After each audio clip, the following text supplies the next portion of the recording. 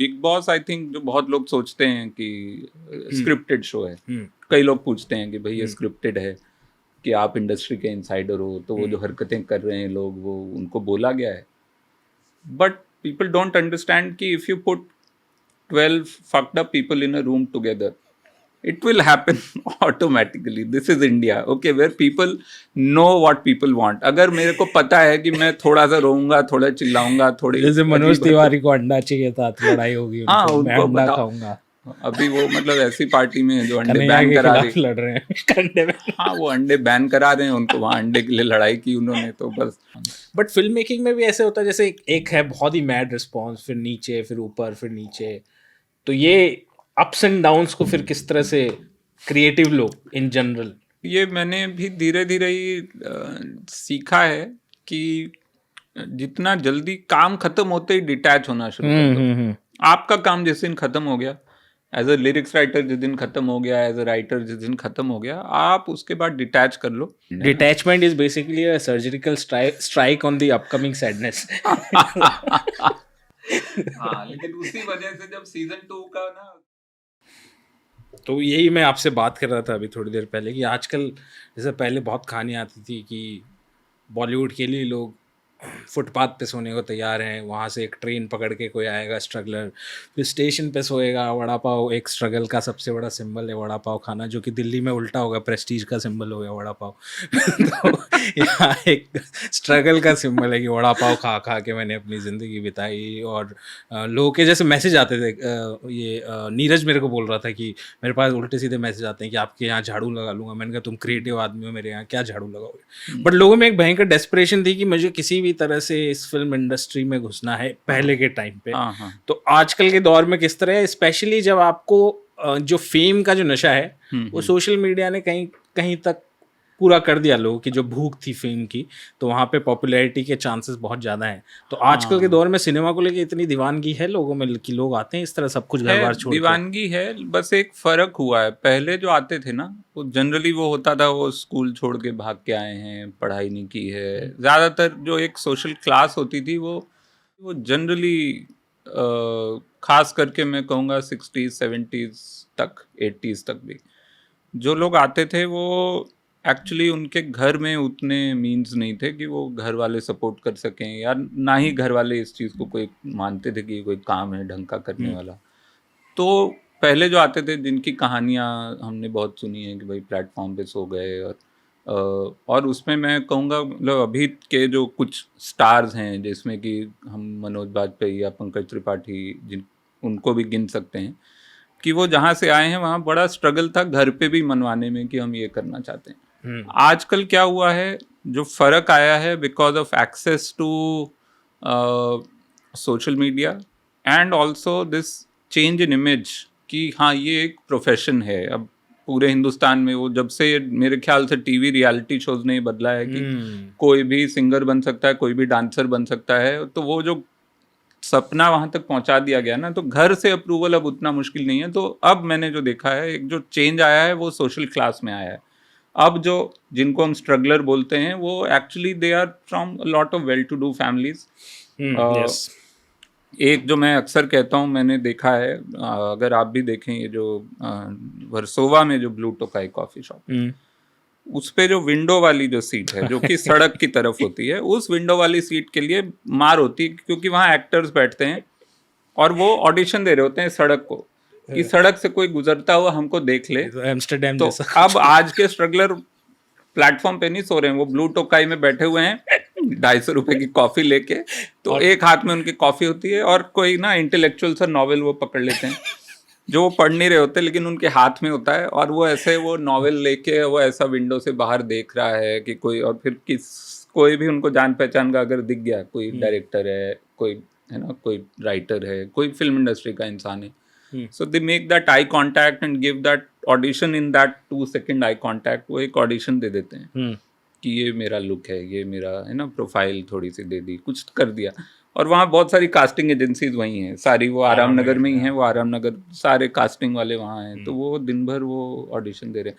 तो ये फर्क आया है. मुझे नहीं लगता कि वड़ा पाव से अवकाडो की तरफ हम एक अवकाडो सभ्यता में घुस चुके हैं. हाँ, अवकाडो और ये जो कॉफ़ी कल्चर है जिसमें कि हर coffee shop is right now an audition area, जो कि मैं आज से 15-20 साल पहले ये मॉल खुला था, जो कि अंधेरी का पहला मॉल था, ये इन्फिनिटी मॉल।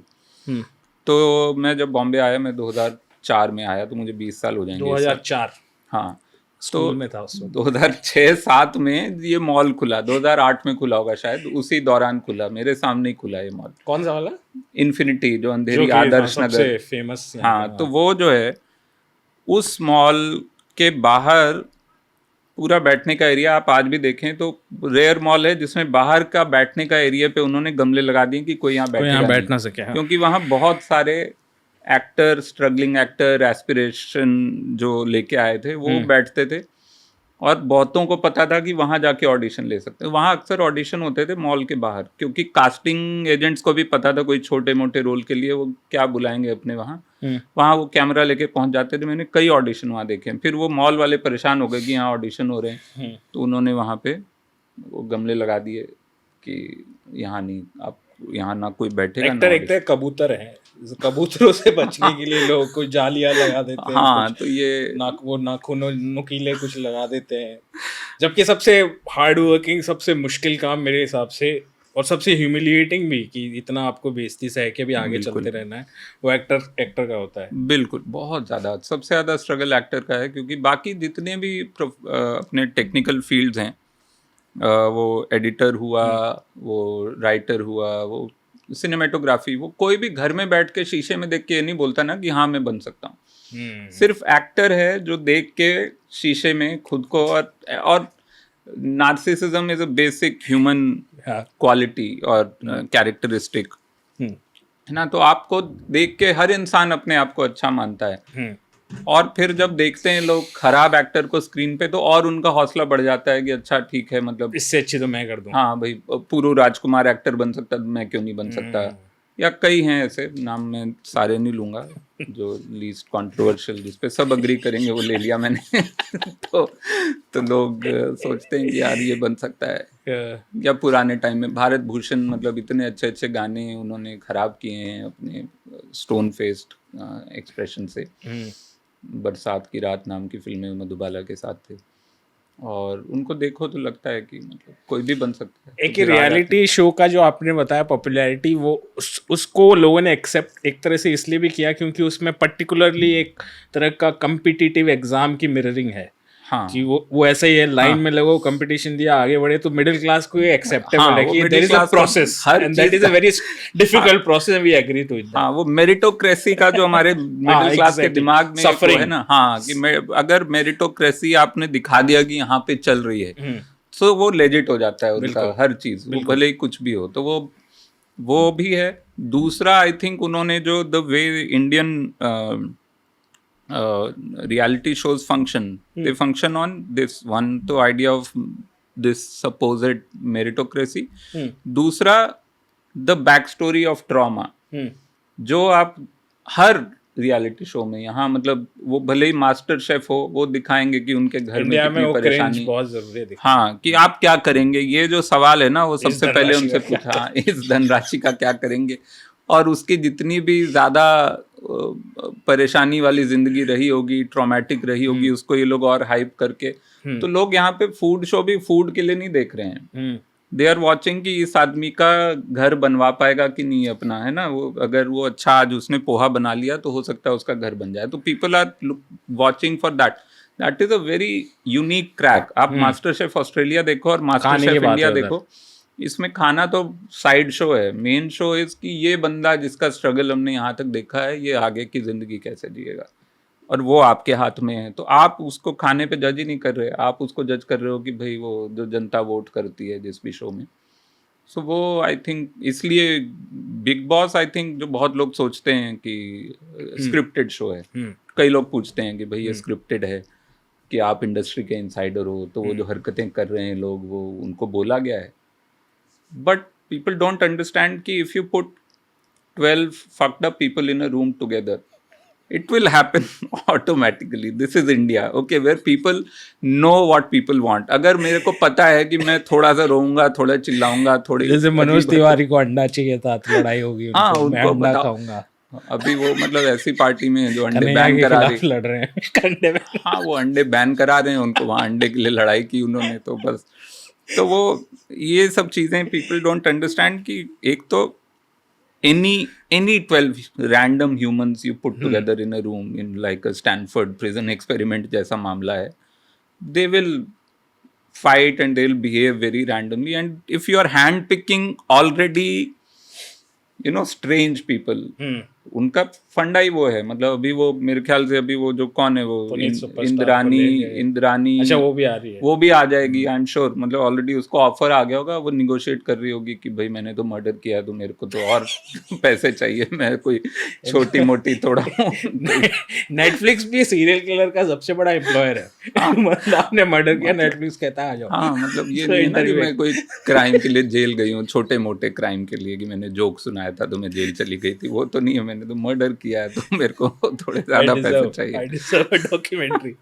तो आपके जैसे कॉलेज के दिन थे, जब आप कॉलेज में थे, हाँ तो उस टाइम पे अब मुझे याद नहीं आप कौन सा ईयर होगा उस टाइम पे आपका। मैं तो तुम्हें याद भी नहीं होना चाहिए मेरा, मैं गया था 99 से 2003 गया था मैं सिविल इंजीनियरिंग किया मैंने। तो उस टाइम पे किस तरह के एस्पिरेशन थे मास मीडिया को लेकर? जैसे फॉर एग्जांपल मैं जिस टाइम पे कॉलेज में था तो हमारे बैच को लगता था कि इंडिया के सबसे बड़े इंटेलेक्चुअल हैं रघु और राजीव, रोडीज के। और बहुत इंटेलिजेंट है, उन्होंने फ्रॉइड को पढ़ा है, साइको एनालिसिस करते हैं वो, you can't mess with them, they will catch your lie, इस तरह का था। तो हमको लगता था कि इंटेलेक्चुअल मतलब Raghu and Rajiv from Roadies. अच्छा। तो उस टाइम पे लोगों के एम्बिशन थे कि रोडीज में जाना है, रोडीज का कुछ करना है, तो एक पॉप कल्चर बेस्ड एम्बिशन थे। तो आपके दौर में किस तरह के एम्बिशन थे? बहुत कुछ भी नहीं था हमारे टाइम पे। Mass media was suppose to be कि failed engineers, if you're not able to crack an engineering exam to a good or decent college, तो आप BSc कर लो, फिर कोशिश करो कि MSc में आप किसी IIT में चले जाओ या IISc चले जाओ, कोई अच्छी जगह चले जाओ। तो फेल्ड इंजीनियर उस समय का ये मानना था, failed engineers do BSc MSc। अगर वहाँ भी नहीं आपका हो रहा है तो आप कुछ और मतलब साइंस रिलेटेड, अगर आप कुछ भी नहीं कर पा रहे हो तो आप जर्नलिज्म करोगे।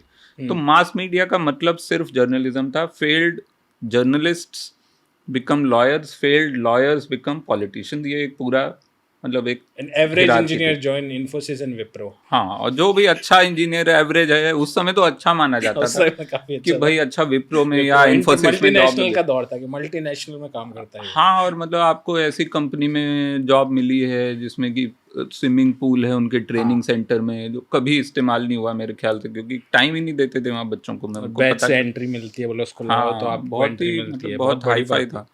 तो वो बहुत एस्पिरेशनल था एक्चुअली। मेरे टाइम में it was the peak of aspiration to become an IITian and to get a software job. उसके बाद वो एक बबल बर्स्ट हुआ अराउंड वो 2000 में, जो एक .com एक बर्स्ट हुआ पहले तो Y2K। हाँ, Y2K के बाद फिर 2000 फिर वो हो गया अपना 9/11 हो गया 2001 में। 9/11 के बाद फिर अमेरिका थोड़ा उन्होंने जॉब मार्केट थोड़ा गिराया और उनको लगा नहीं ब्राउन लोगों को हम नहीं लेंगे भाई, ये लोग है ना, जो भी उनके दिमाग में आ गया। तो उसके बाद गिरा। लेकिन जब मैं दे रहा था एग्जाम 98-99 में, उस समय तो ये था कि ये तो मतलब सीधे स्वर्ग का द्वार है, आपने ये क्रैक कर दिया, उसके बाद आपको जिंदगी भर बैठ के बस नोट गिनने हैं और विदेश जाना है और है ना वो सब। बट उस समय कोई अगर सोचे कि क्रिएटिव फील्ड में जाना है या किसी भी तरह का आर्टिस्ट बनना है, it was impossible, at least in north India. Bombay हमको लगता था अलग प्लैनेट है कि हाँ देखा हमने कि यहाँ पे थोड़ा था जो भी एक सेंस कि लोग आते हैं बाहर से और डांसर बन जाते हैं या एक्टर बन जाते हैं। लखनऊ में इट वाज इम्पॉसिबल। किसी को बोलने से, खुद को ही बोलने में डर लगता था कि मैं ये करना चाहता हूँ। तो वो इंजीनियर टर्न लेखक बनने वाला दौर कब, बहुत कितना 2004-05-06? हाँ 2004 में, क्योंकि उससे पहले मैंने जितनी भी किताबें, मुझे पढ़ने का बड़ा शौक था, तो मैं पढ़ता था, और हमारी हिंदी, क्योंकि मैं सीबीएसई से था, तो सीबीएसई में हिंदी का सिलेक्शन अच्छा था कहानियों का। कहानियों के साथ जीवनी दी होती थी पहले एक पेज में, वो उस लेखक या लेखिका की। तो मैं जितनी भी जीवनियाँ पढ़ता था उसमें लिखा होता था कि वो बैंक में काम करते हैं या पोस्ट ऑफिस में काम करते हैं। जैसे स्वयं प्रकाश जी थे, राजस्थान के राइटर, वो पोस्ट ऑफिस में काम करते थे। तो कई लोग, सुरेंद्र मोहन पाठक को टेलीफोन ऑफिस। हाँ, तो सब अपने अपने ना डे जॉब सबके थे। तो मुझे ये समझ आया कि अच्छा, राइटर कोई भी आदमी फुल टाइम नहीं होता है, सिवाय जर्नलिस्ट के। जो पत्रकार हैं वो फुल टाइम होते हैं, उनका ऑफिस होता है। बाकी सारे राइटर जो होते हैं वो डे जॉब करते हैं और फिर शाम को आके घर पे लिखते होंगे थोड़ा बहुत। तो मुझे यही लगता था कि वही होता है राइटर होने का तरीका, और कोई नहीं है। कि you can't be like go there and कोई ऑफिस नहीं होता राइटर का, वो घर पे लिखता है तो दिन में जाता होगा। सो मैंने यही माना हुआ था। फिर और किसी ने मुझे ना तो करेक्ट किया, ना ही मैंने किसी से पूछा। फिर जब मैं कॉलेज गया तब जाके थोड़ा यूनिवर्सिटी जाके फिर मैंने थिएटर करना शुरू किया। फिर कुछ लोगों से मिला जो थिएटर प्रैक्टिशनर्स थे, तो समझ आया कि नहीं, होता है, it's a struggle but it is possible. तो फिर मैंने सोचा ठीक है। फिर पता चला एफटीआई है जहाँ से यू हैव ऑल्सो ग्रेजुएटेड। तो फिर पता चला कि अच्छा, एक पूरा ही मतलब इंस्टीट्यूट है जहाँ पे, और अगेन वही वो मिडिल क्लास वो कि अच्छा समझ आता है, अच्छा कॉलेज है तो हम समझा सकते हैं किसी को कि हम पढ़ने नौकरी लग जाएगी। हाँ, पढ़ने जा रहे हैं जहाँ पे कॉलेज है। ये नहीं कि चल पढ़े हम बॉम्बे और अच्छा हम राइटर बनेंगे। तो मुझे लगा अच्छा ठीक है, तो मैं या तो बॉम्बे या पुणे का जॉब ले लूँगा, फिर वहाँ जाके एक्सप्लोर करूँगा कि क्या करना है। तो इसलिए मैंने जॉब लिया, तो मेरा पुणे में जॉब लगा। मेरे पास, मैंने बाकी कंपनियां जो इन्फोसिस और जो भी बड़ी कंपनीज थी उनका इंटरव्यू ही नहीं दिया। मैंने बोला मैं उसमें कहीं हो गया फिर मैसूर या कहीं भेज देंगे तो मेरे लिए बड़ा मुश्किल हो जाएगा, I get stuck in a cycle. तो मैंने सिर्फ पूना और बॉम्बे की कंपनीज का फॉर्म भरा था, उसमें पूना की एक कंपनी आई, उसमें मेरा जॉब लग गया, पहुंच गया। तो मैं फिर वहाँ से एफटीआई पहुंच गया टहलते हुए, ऐसे घूमने के लिए, ऐसे ही पूछने के लिए स्टूडेंट से कि कैसे यहाँ एडमिशन होता है। तो बाहर एक रेस्टोरेंट है वाडेश्वर नाम से, है ना। तो वहाँ मैंने देखा कुछ झुंड बैठा है स्टूडेंट्स का, मुझे लगा कि वही हैं, ये एफटीआई के ही हैं, क्योंकि वो कुछ जो भी एक उनकी बातों से समझ आया मुझे। तो मैंने जाके वहाँ बात की उनसे और बोला कि मैं राइटर बनना चाहता हूँ, अभी तो सॉफ्टवेयर में हूँ। तो कुछ मैंने 2-3 शॉर्ट फिल्में लिखी थी, जो कॉलेज में नाटक लिखे थे, वो सब उनको दिखाया and they were very helpful. तो मुझे ले गए अंदर कि चलो आओ दिखा देते हैं कॉलेज। तो उस समय एक डिप्लोमा फिल्म बन रही थी वहाँ, शिल्पी दासगुप्ता एक डायरेक्टर है जो कि उस समय डिप्लोमा फिल्म वो बनाने वाली थी अपनी। तो आई थिंक वो और उमेश कुलकर्णी सेम ही बैच के हैं, और ये मनस्वी शर्मा एक डायरेक्टर उसी बैच का था जो मुझे अंदर ले गया था। तो मनस्वी ने शिल्पी से मिलवाया, शिल्पी ने अपनी स्क्रिप्ट लिखी हुई थी लेकिन उसको हिंदी नहीं आती थी बहुत अच्छी, वो उसने इंग्लिश में लिखा था। उसने कहा कि हिंदी डायलॉग कर दोगे, तो मैंने कहा हाँ बिल्कुल। तो फिर वो मेरा पहला काम था जहाँ मैं एफटीआई में मैंने शॉर्ट फिल्म जो भी उनकी डिप्लोमा फिल्म थी उसके हिंदी डायलॉग लिखे। फिर वहाँ से मुझे कॉन्फिडेंस भी आया उनके साथ, फिर मैंने वो फिल्म में असिस्ट भी किया। फिर उसी समय वहाँ पे फिल्म अप्रिसिएशन प्रोग्राम चल रहा था जो वो चलता है 1 महीने का, जो वहाँ एफए बड़ा अच्छा होता है, मानसून के टाइम में बारिश होती रहती तो है, वो फिल्म बहुत देखते अच्छा, वो पूरा मेरा 1 महीना मैंने वो किया, 1 महीना रफली इस फिल्म के साथ में रहा। फिर मैंने एग्ज़ाम भी दे दिया एफटीआई का, स्क्रीन राइटिंग कोर्स का, जिसमें हो भी गया मेरा। लेकिन आई वॉज वेरी, वो जो 1-1.5 महीना मैंने बिताया ना एफटीआई में, उसमें मुझे बड़ा कॉम्प्लेक्स आ गया कि मैंने तो सिर्फ बॉलीवुड देखा है। मैंने जो उस समय तक सबसे इंटेलेक्चुअल फिल्म देखी थी वो शायद फॉरेस्ट गंप थी, कि ये बहुत इंटेलेक्चुअल फिल्म है कि भाई इसमें कुछ अलग ही हो रहा है ना। और बाकी हिंदी फिल्में देखी हुई थी और बाकी हॉलीवुड की एकदम मासी फिल्में जिसमें फॉरेस्ट गंप और या शॉशैंक रिडेम्पशन, मतलब ये सब मुझे लगता था कि ये क्लासिक्स ऑफ वर्ल्ड सिनेमा है। तब तक मुझे यही पता था। फिर वहाँ गया मैं फिल्म अप्रिसिएशन में, उन्होंने वो फेलिनी और ये सब दिखाया और बिग स्क्रीन पे वो NFAI के थिएटर में, और बाकी सारे जो थे आए हुए वो बड़ा अच्छा डिस्कशन करते थे फिल्म के बाद उसके थीम्स पे। वो मॉर्टैलिटी पे बात हो रही है 8.5 के बाद। तो मैं सोच रहा हूँ कि मुझे तो कुछ भी पता नहीं चला, ना ही समझ आया, ना उतना इंटरेस्ट आ रहा है immediate.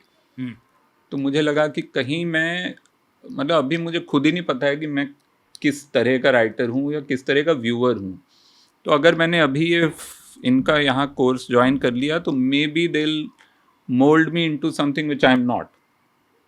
And I sensed a bit of intellectual arrogance in the atmosphere, जो मुझे लगा कि यार मैं पता नहीं, मतलब मैं वो उसके बाद मैं कुछ कर पाऊंगा कि नहीं, या मैं कहीं एक ऐसे उसमें फंस जाऊंगा कि फिर उससे कभी बाहर ना निकलूं। तो मैंने बोला ठीक है, मैं 1-2 साल बाद फिर दे दूंगा एग्ज़ाम, अगर मुझे सीखने का मन हुआ। अभी मैं चला जाता हूँ यहाँ से। तो मैंने जॉब छोड़ा और मैं फिर बॉम्बे आ गया। Intrusive thoughts brought you to Bombay basically. हाँ, over thinking of some sort.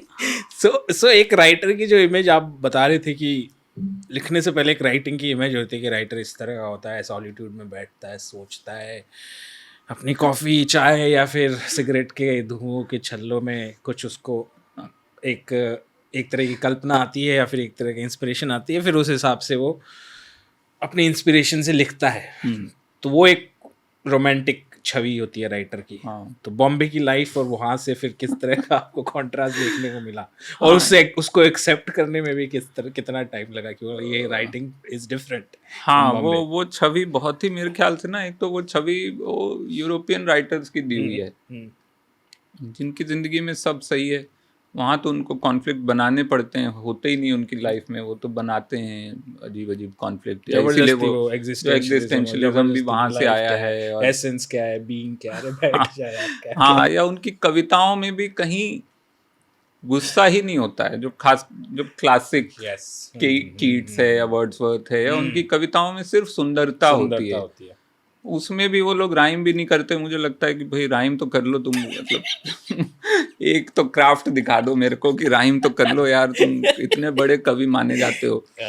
वो राइम को beneath themselves मानते हैं। हाँ, कॉन्फ्लिक्ट उनकी लाइफ में है नहीं। तो वो इमेज हमको बहुत ज़्यादा दिया गया था, जो मेरा वैसे बहुत स्ट्रांग नहीं था, क्योंकि मैंने हिंदी जो कहानियाँ पढ़ी, जो उनके जो लेखक के बारे में पढ़ा, तो ज़्यादातर के तो बहुत ही, वो प्रेमचंद से लेकर अभी विनोद कुमार शुक्ल हो गए, या सबकी लाइफ बड़ी ऊपर नीचे वाली रही है। ऐसा नहीं है कि सब बहुत अपने मज़े में रहे हैं। तो वो इमेज बहुत स्ट्रांग नहीं था मेरे दिमाग में। लेकिन हाँ, इतना बुरा नहीं था। बॉम्बे आके समझ आया कि यहाँ तो लिखने का टाइम जीने के टाइम में से निकालना पड़ेगा, और जीने का जो टाइम है वो आपका ट्रेन में धक्के खाते हुए, और खास करके शुरू के कुछ सालों में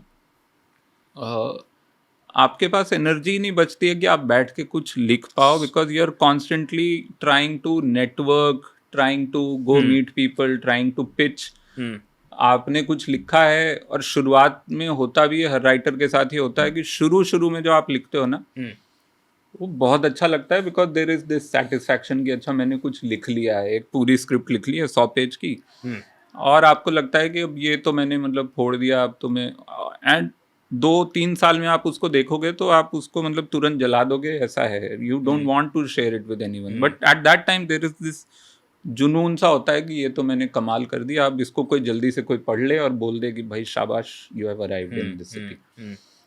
तो वो जो स्ट्रगल है वो धीरे धीरे मैंने सीखा, क्योंकि एक तो कॉलेज से ही, बचपन से ही मेरे साथ ये रहा था कि मैं I don't believe in the idea of mentors. तो मुझे कोई मेंटर कभी ना मैंने रखा लाइफ में, या कि कोशिश की, और ना ही यहाँ आके मुझे कभी लगा कि आई नीड। आज तक आपने कोई नहीं रखा? हाँ, आज तक नहीं हुआ ये, और उसके पीछे बहुत लंबा एक साइकोलॉजिकल रीजन है, उस पे मैं शायद ना जाऊँ। चलो उस पे करनी है आपको। अच्छा, काफी इंटरेस्ट, चलो इसके बाद करते हैं। काफी अच्छा कॉन्सेप्ट है मेंटरशिप का भी। हाँ, तो मैं ना, वो था नहीं, तो मुझे सब कुछ खुद सीखना पड़ा, जिसकी वजह से मुझे लगता है कि, और वो भी that was another reason I didn't go to FTI। I was very scared of someone moulding me in their image और इन देयर एक्सपीरियंस कि अच्छा ये होता है। तो उस पे मैं आता हूँ कि क्यों नहीं रहा। बट जब धीरे धीरे सीखा तो समझ आया कि ये शहर में पहले तो 2 चीज़ें हैं, एक इंटरनल स्ट्रगल है, एक एक्सटर्नल स्ट्रगल है। इंटरनल स्ट्रगल कि आपको खुद पता हो आप कहाँ हो ना, आप अच्छे हो रहे हो या आप बेटर हो रहे हो किसी क्राफ्ट पे, वो आपको कैसे पता चलेगा।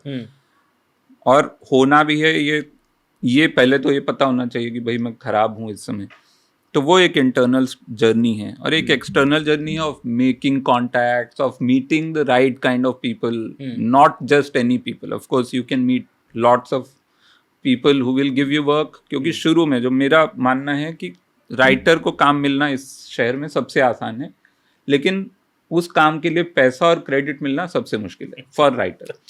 एक्टर का ठीक उल्टा है, एक्टर को काम मिलना सबसे मुश्किल है, लेकिन जब मिलेगा उसके बाद पैसा और क्रेडिट, क्योंकि ऑब्वियसली आपका फेस है वहाँ पे, आपको पैसा भी मिलेगा, क्रेडिट भी मिलेगा. बट राइटर का ठीक उल्टा है.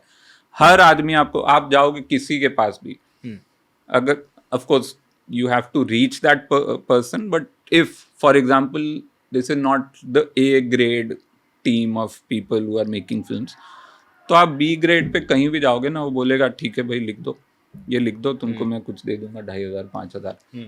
आप लिख दोगे ना तो आपका नाम आएगा ना क्रेडिट आएगा. जो शुरू में मैंने 1-2 साल वही किया कि मैंने बहुत सारी ऐसी चीज़ें लिखी जिसमें ना मेरा नाम आया ना पैसा मिला. वो कुछ 15,000 उस राइटर को मिलता था और उसका वो 2,500 मुझे देता था. आप चाहते थे अभी कि आए उसमें, या फिर वो काम मैं ऐसा सिर्फ था कि नहीं आए तो भी अच्छा है? हाँ मतलब हाँ नहीं, वो काम भी ऐसा था कि मुझे हाँ नहीं चाहिए था. जैसे मैंने मतलब बहुत ही बिजार सी चीज़ है, लेकिन मैंने इंडोनेशियन टीवी के लिए एपिसोड्स लिखे हैं. और उन्होंने क्या भेजा, अब वो एक राइटर था जिसको एक काम मिला, उसने मुझे हायर किया as a ghost writer, as an assistant. तो नाम तो शायद उसका भी नहीं आ रहा होगा, उसको पैसे मिल रहे होंगे, उसमें से कुछ मेरे को देता था. हमने मुन्ना भाई MBBS का टीवी सीरीज बनाया है इंडोनेशिया में. ठीक है, अब आई डोंट नो विनोद चोपड़ा सुनेंगे तो क्या करेंगे, मुझ पे तो केस ना करें. इंडोनेशिया में ढूंढने किससे पैसे लेने हैं, क्योंकि मैंने तो सिर्फ, मेरा तो क्रेडिट भी नहीं है उसमें और पैसे भी नहीं मिले कोई. लेकिन मुन्ना भाई MBBS का हमने सेट इन इंडोनेशिया पूरा टीवी सीरीज कुछ ऐसे 25 एपिसोड का लिखा मैंने. अच्छा. और अब इस तरह के फालतू काम मिल जाते हैं. तो एक्सटर्नल स्ट्रगल वो है to find the right people to work with, to find that intellectual alignment कि हाँ मैं ये करने आया हूँ, मुझे इस आदमी के साथ करना है. और reaching that place where you are credited and given जो भी फीस है आपकी. तो वो पहुंचने में मुझे 5-6 साल लगे. और ये समझ आया कि बॉम्बे में सबसे ज़्यादा स्ट्रगल एक्चुअली इंटरनल उतना नहीं है. Internal you will manage, external struggle because of the kind of city it is. एक लाइन है उसमें मिडनाइट चिल्ड्रन में, शुरू में जो मेन किरदार है, तो वो नमाज के लिए झुकता है और उसको ऐसा लगता है कि ज़मीन ने उसको ऐसे मुक्का मारा नाक पे, और उसको सो ही गेट्स हर्ट और ही गेट्स इंजर्ड. अब वो जो भी वो उनकी जो मैजिक रियलिज्म की जो भाषा है उसमें ये है. तो मुझे बार बार बॉम्बे के लिए लगता है कि you can never settle down in this city. ये शहर कभी भी आपको कहीं से भी मुक्का मारता है, कभी भी. आप कितने भी बड़े हो जाओ. अभी अमिताभ बच्चन के घर में बाढ़ आ गई थी कुछ 4 साल पहले. ठीक है, आप हैं अमिताभ बच्चन, ठीक है, स्टार ऑफ द मिलेनियम भाई, लेकिन बाढ़ आ गई आपके घर में. यश चोपड़ा लेजेंडरी थे मच्छर की वजह से. हाँ मतलब डेंगू. और तो it's a strange, of course the city is not, I'm not saying कि inequality नहीं है, there is still so much privilege, people use it, but ये शहर जो है ना, ये आपको कभी भी कंफर्टेबल नहीं होने देता है. आप किसी भी दिन, वो 26 जुलाई को जो आई थी बाढ़, उसमें कोई भी था, वो सब के सब सड़क पे पूरी रात खड़े रहे. जब 2005 में 26 जुलाई को बाढ़ आई थी, इस तरह की चीज़ें होती, because it's a city which is designed for nobody. It's not like there are cities like America में, जैसे कि आप जाओ तो जो भी शहर है, हर शहर के 2 हिस्से होते हैं ना. एक गेटोइजेशन हो जाता है कि ठीक है वहाँ पे सिर्फ गरीब लोग रहेंगे और अमीर लोग यहाँ रहेंगे. यहाँ पे अमीरों का कोई मोहल्ला नहीं है, गरीबों का कोई मोहल्ला नहीं है, सारे मोहल्ले अगल बगल हैं. तो वो जो है ना, वो बड़ा, वो एक तरह से अच्छा भी है, एक तरह का मतलब जो यूटोपिया किसी ने सोचा होगा सोशलिस्ट मार्क्सिस्ट यूटोपिया, उसका ठीक उल्टा है, लेकिन है वही. मतलब द मिरर इमेज लेवल पे है एटलीस्ट. क्या ऊपर से देखो तो ऐसा दिखेगा, mirror image of that utopia. So सब अच्छा है कि जगह सब बुरा है. जो कि इसका कॉन्ट्रास्ट करें दिल्ली नोएडा से, तो वहाँ पे यू आर सेटल. जैसे हाँ। नोएडा में जाओगे तो भाई किराया आ रहा हो कुछ ना करना अभी अभी आ रहे हो बांद्रा क्या? चले जाओ, ठीक है, वो 4 करोड़ की गाड़ी है, 10 करोड़ का उसका मकान है, लेकिन रोड नहीं है घर के बाहर, और 6 महीने से नहीं है बांद्रा में। वो हाँ, आप रहते हो, आप उसकी बॉम्बे के गाड़ी सबसे भी बाहर खड़ी है, रोड पे खड़ी है, वही मर्सिडीज। लोग कहीं, अब लोग घर से नहीं निकल पा रहे हैं लोग, और सारे बांद्रा मतलब बहुत ही अमीर एरिया है, लेकिन वहाँ वही हालत है बांद्रा की गलियों में।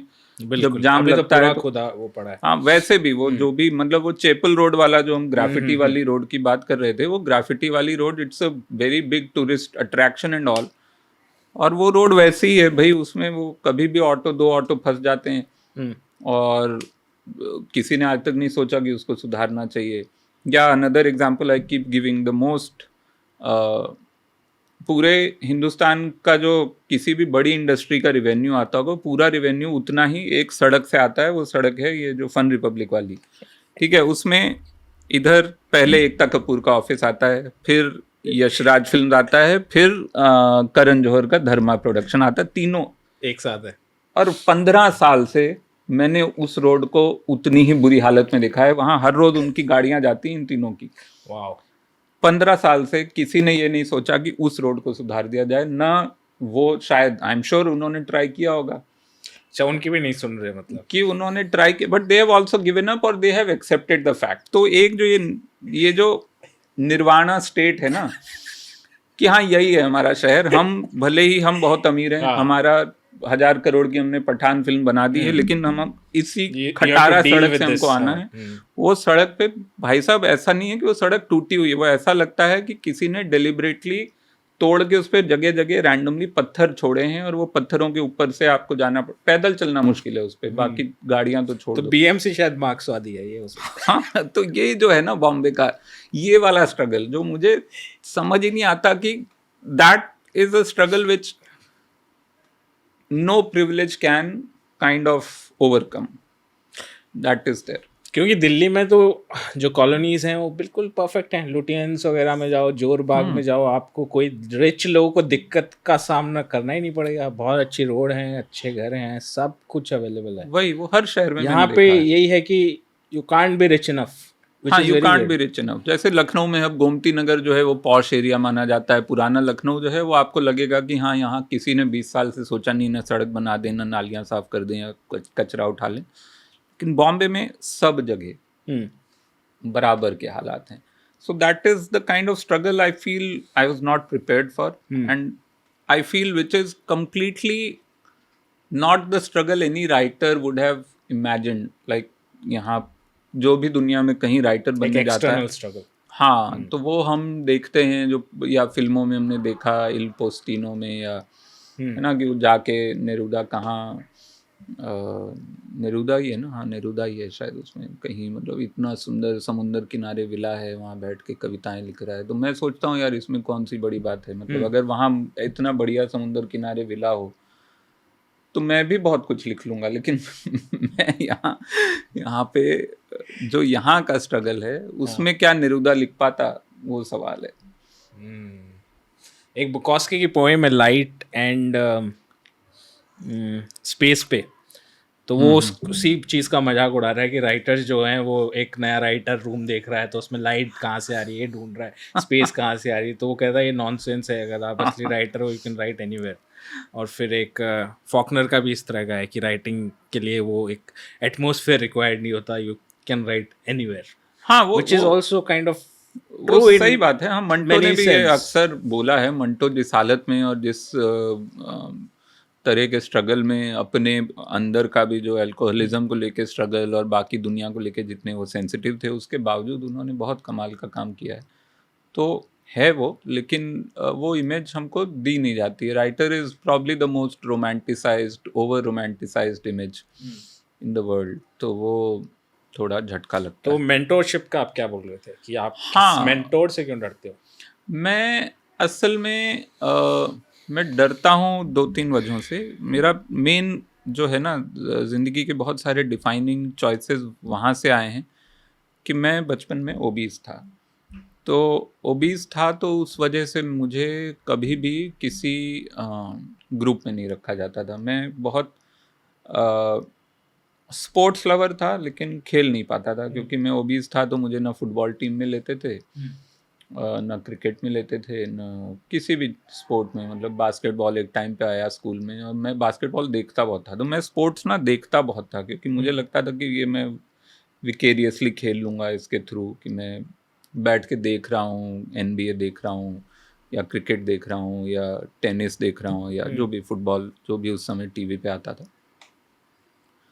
तो उस वजह से एक तो बुलिंग बहुत हुई, उस वजह से मुझे एक दो चीज़ें मेरे साथ, दो पैरेलल अपोजिंग चीज़ें मेरे दिमाग में चलने लगी। एक तो ये कि I want to be part of some group, मुझे किसी ग्रुप में बिलोंग करना चाहिए। वो ग्रुप में, और मैं क्या था कि मैं पढ़ने में ठीक ठाक था, तो वो उसमें और मैं अलग हो गया क्योंकि वो भी एक माइनॉरिटी, हाँ, पढ़ने वाले A बच्चों को section वाला। और वो माना जाता है कि थोड़ा ये तो है ना। तो और मैं यूपी में जहाँ लखनऊ में था, मैं पूरे क्लास में इकलौता में पंजाबी था। अच्छा। और तो वो बहुत सारे ना इस तरह के मार्कर हो गए मेरे साथ कि ये मोटा है, ये पंजाबी है, ये पढ़ने वाला है, तो मैं एकदम अकेला हो गया। तो मेरे अंदर दो कॉन्फ्लिक्टिंग इमोशन आए। एक ये कि मैं ग्रुप में होना चाहता हूँ, दूसरा ये कि मैं अकेले ही चलूँगा क्योंकि no one wants to have me, so I want to be a lone warrior, lone walker, whatever. तो मैंने कोशिश बहुत की कि मैं किसी ग्रुप में बन जाऊं। तो मैंने इसलिए अंपायरिंग बड़ी सीरियसली ली कि मैं अंपायर बनूंगा क्रिकेट में।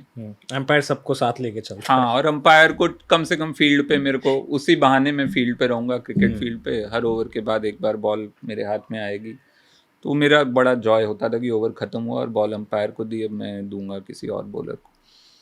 तो वो उसमें ये समझ आया कि people are still bullying me in a different way, और ज़्यादा मुझे थोड़ा आउटसाइडर कर दे रहे हैं वो। तो मेरे दिमाग में तब से ये चलने लगा कि मैं किसी के साथ काम नहीं करूँगा जो भी। और एक दो ऐसे हुए केसेस जहाँ पे किसी ने मुझे बोला कि मैं तुझे साथ में लेके, कोई सीनियर मिल गया जिसने थोड़ा सा मेंटरशिप जैसा दिया, but ultimately they also bullied me और बिट्रेड मी इन सम सेंस। तो मेरे दिमाग में ना वो इंडिविजुअलिज्म थोड़ा स्ट्रांग हो गया कि I don't want to be taught by anyone और don't want to be with someone, though I want to be part of many groups, which is still manifesting in the kind of मैं 4-5 चीज़ें करता हूँ क्योंकि मैं चाहता हूँ कि अच्छा मैं इस ग्रुप में भी रहूँ, उस ग्रुप में भी रहूँ, लेकिन उसके साथ ही साथ किसी भी ग्रुप में कोई बहुत स्ट्रॉन्ग बॉन्डिंग मेरी नहीं है। सारे मतलब I still kind of think of myself as a loner, और तो वो साइकोलॉजिकल ही है। बट मुझे थोड़ा सा दूसरा डर यही लगता है, हाँ, कि मेंटरशिप के साथ या कोई मेंटर के साथ मेरा सबसे बड़ा जो एक चीज़ मैंने अक्वायर की है, भले ही मजबूरी में की है, कि मेरा इंडिविजुअलिज्म वो चला जाएगा। So that is under threat automatically when I look for a mentor, तो मैं उससे फिर दूर हो जाता हूँ। ये काफ़ी रिलेटेबल चीज़ है, दोनों चीज़, बुलिंग और इंडिविजुअलिज्म और मेंटरशिप वाली। लेकिन बुलिंग तो बचपन की बुलिंग तो जावेद अख्तर की भाषा में कहें तो ऑर्थो ऑयल की तरह काम करती है क्रिएटिविटी में। तो उसका कोई है रिलेशन इस तरह का, या फिर ना ही हो तो अच्छा है, इससे अच्छा तो ना क्रिएटिव बनो। हाँ, मतलब वो मैं समझ रहा हूँ कैसे होता है। मेरे साथ भी वो हुआ कि at some point I figured, और वो फिल्म से ही हुआ। मैंने फिल्म देखी मेरा नाम जोकर, उसमें राज कपूर जो बच्चा है वो भी ओबी से, और उसकी बुलिंग होती है और एक दिन वो फिसल जाता है तो सब हंसते हैं और वो भी उठ के हंसता है, तो people kind of start liking him कि वो अपने ऊपर हंस रहा है। तो मुझे लगा कि अच्छा ये एक तरीका है, तो मैंने फिर धीरे धीरे I started acquiring that image कि मैं जोकर बन गया, या है ना, वो थोड़ा क्लास में मैं भी अपने ऊपर जोक्स मारने लगा। फिर धीरे धीरे मैं उन पे भी मारने लगा जो मुझ पे मारते थे, but they were cool with it क्योंकि मैं अपना एक फनी पर्सोना मैंने बना लिया। तो वहाँ से ही मेरा जो आज भी मैं कॉमेडी करता हूँ वो ऑलमोस्ट वहीं से आता है कि मैंने वो बचपन से वो धीरे धीरे खुद को ट्रेन किया कि कैसे हर सिचुएशन में एक तो जोक ढूंढा जाए, या उसका वो जो दुनिया को instead of looking at world as a tragedy, look at it as a comedy, जो चार्ली चैपलिन की लाइन है शायद, है ना, world is in close up it's a tragedy, in wide angle it's comedy. तो वो थोड़ा वाइड एंगल में देखो, और एक जो which is your philosophy also, and which I really subscribe to, the world as a meaningless तमाशा। मतलब वो जो एक वो वाली फिलॉसफी है कि हाँ भाई सब चूतियापा ही है, तो फिर मतलब उसको उतने ही खेलो उसमें, हाँ मतलब उतना उसको दिल पे मत लो, क्योंकि वही एक तरीका है। जैसे इस चीज़ से मुझे जैसे याद आ रहा है कि मेरी जैसे स्कूल टाइम में काफ़ी बुलिंग, और स्पेशली जो चूँकि मेरे फादर उसमें थे, गवर्नमेंट उसमें जॉब में थे, तो बार बार ट्रांसफ़र होता था, तो उसमें फिर चांसेस बढ़ जाते हैं कि वही है ना, कुत्तों का झुंड होता है, फिर नया कुत्ता आता है उसको मारते हैं, या नई बिल्ली को मारते हैं टाइप का, तो वो होता रहता था बार बार। तो इस तरह की चीज़ें हुई, और मुझे समझ नहीं आता था कि इसको मैं कंट्रोल कैसे करूँ, ये क्या चल रहा है, रुक ही नहीं रहा। तो शायद 7th या 8th क्लास में मैंने क्लास के अंदर किसी को थोड़ा सा रोस्ट किया, जोक सुना, पता नहीं कहाँ से आ गया अचानक, मैं थोड़ा दब्बू किस्म का था, बट जोक निकल गया मेरे मुंह से कि एक बंदा था वो मुझे कर रहा था, मैंने ऐसे जोक मारा कि उल्टा हो गया, सारे लोग उस पर हंसने लग गए, और मैंने कहा ये क्या है भाई, सुपर पावर है, अचानक से वो नहीं है कि मारियो बड़ा हो गया, धीरे धीरे छोटा होकर बड़ा हो गया, मैंने कहा ये क्या हो गया यार, जोक का इतना बड़ा पावर है। तो फिर धीरे धीरे लोगों ने मेरे को बोलना शुरू किया कि भाई तू तो बहुत फनी है, हम तो, उन्होंने क्या बोलते हैं, इंटरवल में मेरे साथ खाना खाना शुरू कर दिया, पहले मैं अकेला टिफिन खोलता था, तो लोग आने लग गए, मैंने कहा तो लोग आने, फिर मैं चूज कर रहा हूँ, मैंने कहा तेरे साथ नहीं खाना, मैंने कहा ये क्या हो रहा है अचानक। तो उस टाइम पे मैंने ह्यूमर का एक एस्केपिस्ट पावर समझा कि इसका कितना स्ट्रॉन्ग पावर है कि अगर आप इसको यूज करो तो वहाँ से फिर मुझे समझ आया कि अच्छा, ह्यूमर एक बहुत शानदार कोपिंग मैकेनिज्म है, और एक अट्रैक्शन की इसमें बहुत ज़बरदस्त क्वालिटी है। लेकिन जैसे आप स्टैंड अप कॉमेडी जो करते हो, जिसके अंदर इतने सारे लोग आपको सामने आ रहे हैं और वो एक उस पर हंस रहे हैं, ये एक अलग तरह का एक्सपीरियंस है। तो उस चीज़ का, उस लाइक हंसाने का power in that stand up comedy वाला सीन, वो इनिशियल लेवल पे आपको किस तरह से उसको आपने देखा? तो मैंने stand up comedy almost reluctantly शुरू की थी, मुझे लगता नहीं था कि मैं कभी भी करूँगा। और उस समय जब मैं लिख रहा था, मैं 2005 में मेरे को एक stand up comedy show TV पे था, the great Indian comedy show. तो वो पहला वाला एहसान कुरैशी, और ये नहीं, वो लाफ्टर चैलेंज था। अच्छा, ओके। तो वो लाफ्टर चैलेंज के पहले ग्रेट इंडियन कॉमेडी शो आता था, जो SNL के फॉर्मेट पे बनाया हुआ था, जिसमें स्केच कॉमेडी और स्टैंड अप्स, तो हर हफ्ते के 4 होस्ट होते थे। किसी दिन रणवीर शौरी है, किसी दिन विनय पाठक है, किसी दिन शेखर सुमन है, किसी दिन गौरव कपूर है, जो क्रिकेट वाला, अभी एक और कॉमेडियन गौरव कपूर नाम से, लेकिन वो तो वो SNL के फॉर्मेट पे एक शो बनाया था, जिसमें मैं स्टैंड अप कॉमेडी लिखता था, हफ्ते में 1-2 एपिसोड। तो तब इंडिया में SNL का एक जैसे पुराना फॉर्मेट जे लेनो का आया था, जो शेखर सुमन का मोर देन शेखर्स 90s में, तो वो जे लेनो का लेट नाइट फॉर्मेट था। ये वाला मोर लाइक SNL, जिसमें होस्ट हर बार बदलेगा, कोई एक्टर होगा होस्ट, कोई होगा, और बीच में स्केच कॉमेडी आती थी। तो ये शो मैंने लिखना शुरू किया 2005 में। और इसी शो में से ये जो दूसरा शो है ना, अभी वो ट्रिविया है, वो ये है कि जो लाफ्टर चैलेंज है वो हमारे शो में से निकला। हमारा शो जो ग्रेट इंडियन कॉमेडी शो था, उसकी TRP गिर रही थी, तो चैनल ने बोला कि इसको थोड़ा TRP बढ़ाने के लिए ना कुछ कंपटीशन जैसा डालते हैं, कि हम इस शो में जो होस्ट हैं बाहर से इनवाइट करते हैं। तो उसके लिए हम लोगों ने आइडिया दिया, हम लोगों ने मतलब मैं तो स्टाफ राइटर था, लेकिन जो हमारी क्रिएटिव टीम थी जो मेन, उन्होंने आइडिया दिया कि एक रियलिटी शो शुरू करते हैं स्टैंड अप कॉमेडी का, उसमें से जो जीतेगा उसको हम इस शो में एज एन एक्टर और as a stand up comedian बुला लेंगे। तो वो शो का आइडिया हमारे शो से निकला। चैनल ने बोला बहुत बढ़िया, उन्होंने एक पंकज सारस्वत को बुलाया, जिसने कि वो शो पूरा डिवाइस किया, लाफ्टर चैलेंज। उसके लिए शेखर सुमन और सिद्धू को बुलाया गया, और वो शो आया, उसकी टीआरपी हमारे शो से 8 गुना हो गई, जबकि वो शुरू इसलिए हुआ था कि उसके से हमारी टीआरपी बढ़ेगी, हमारी और गिर गई, क्योंकि लोगों ने बोला अरे कॉमेडी तो ये क्या अंग्रेजों टाइप ये लोग कर रहे हैं, है ना, अमेरिकन ह्यूमर है थोड़ा सा, और अजीब अजीब कॉन्सेप्ट पे जोक थे उसमें।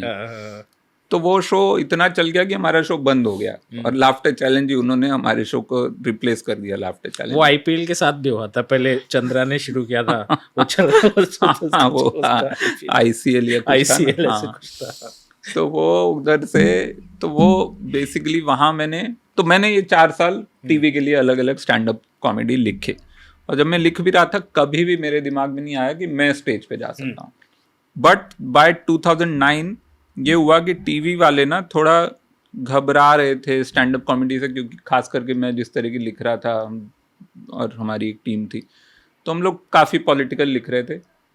और यूपीए 2 जब आई, UPA 1 was very okay with political jokes, UPA 2 जब आई तो पॉलिटिकल जोक्स थोड़े से टीवी पे हमारे सेंसर होने लगे। अच्छा।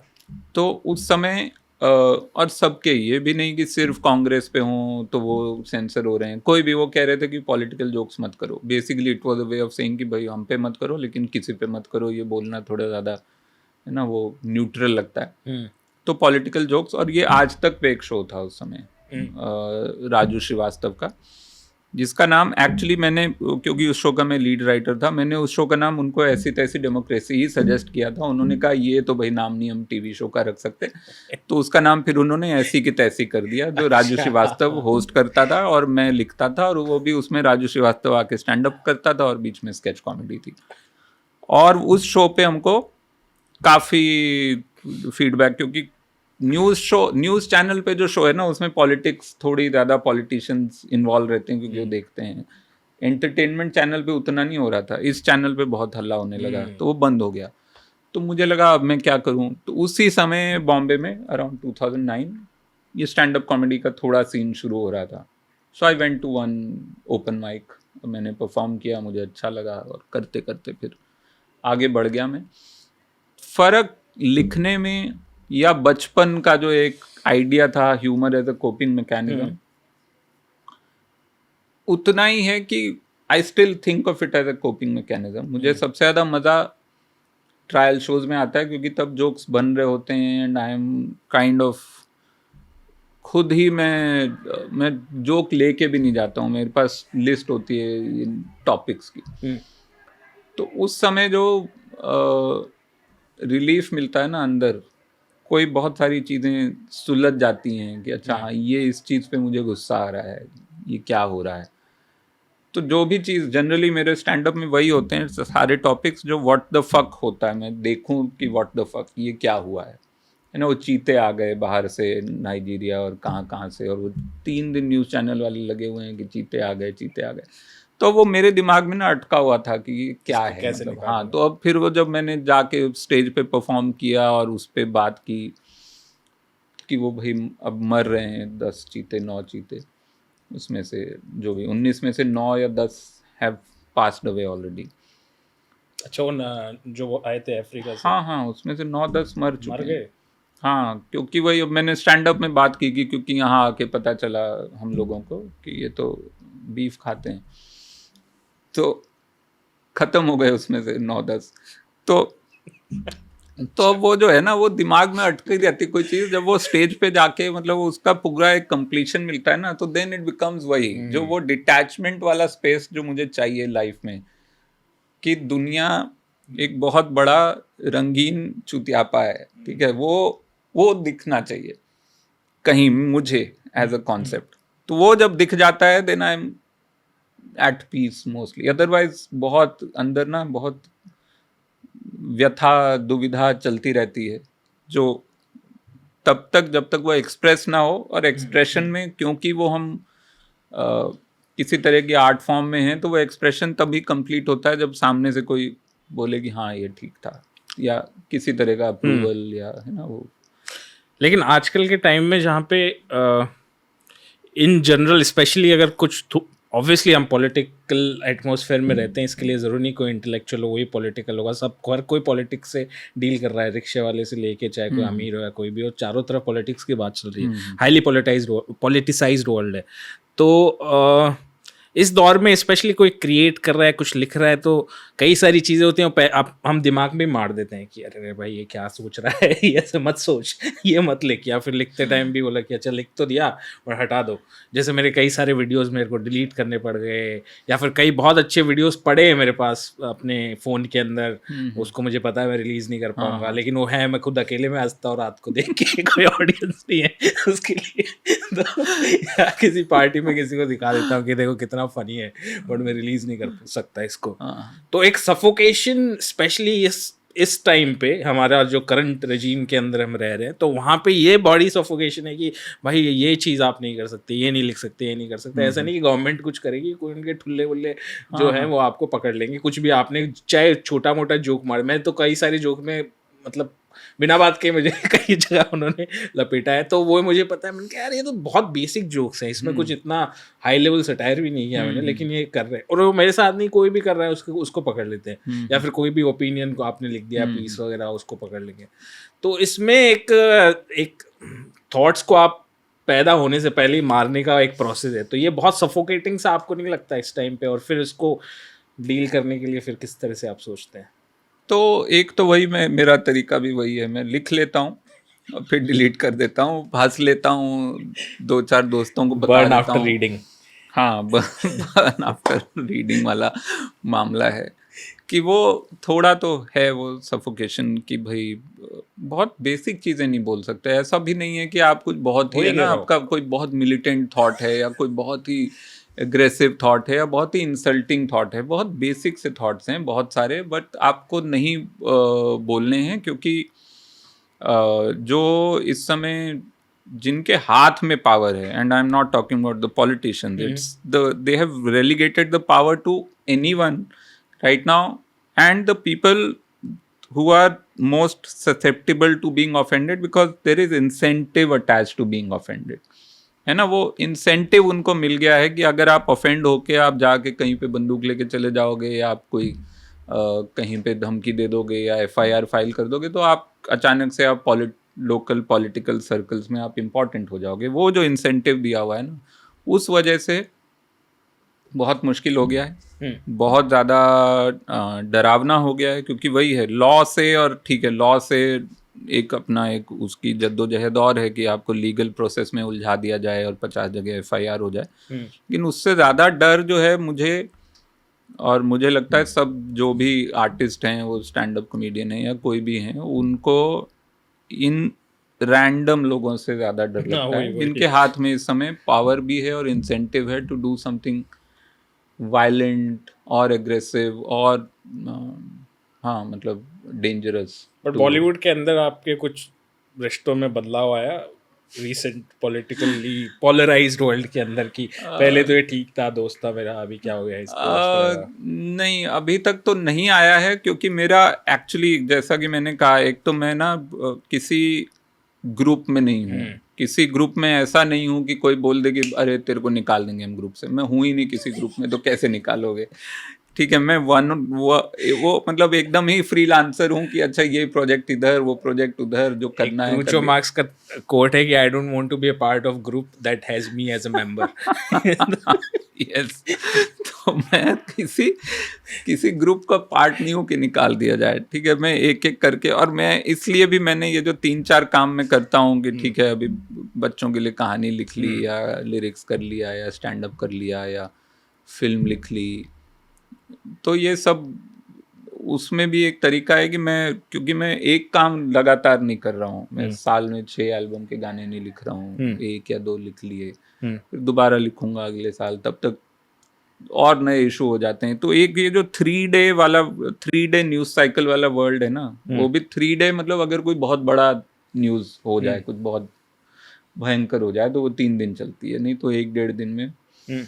तो इतने सारे इश्यूज एक्यूमुलेट हो जाते हैं कि वो जिस आदमी को मुझसे गुस्सा होना चाहिए, उसके पास गुस्से वाला जो खाना है दिमाग में, उसमें ऑलरेडी वो शॉर्ट टर्म मेमोरी के हिसाब से वो डिलीट हो चुका है कि मैंने 2 साल पहले क्या किया था confuse जिससे हो रहा है उसको वो। गुस्सा हुआ था। अगर उसको याद भी होगा कि कुछ बुरा हुआ है, हाँ, उसको ये नहीं याद होगा क्यों क्यों उस दिन मैंने सोचा था कि आज से मैं वरुण ग्रोवर के साथ दोबारा काम नहीं करूंगा। तो अभी क्योंकि रिसेंटली उसका किसी और से हो गया होगा वही गुस्सा, तो उस समय उसके दिमाग में वो है।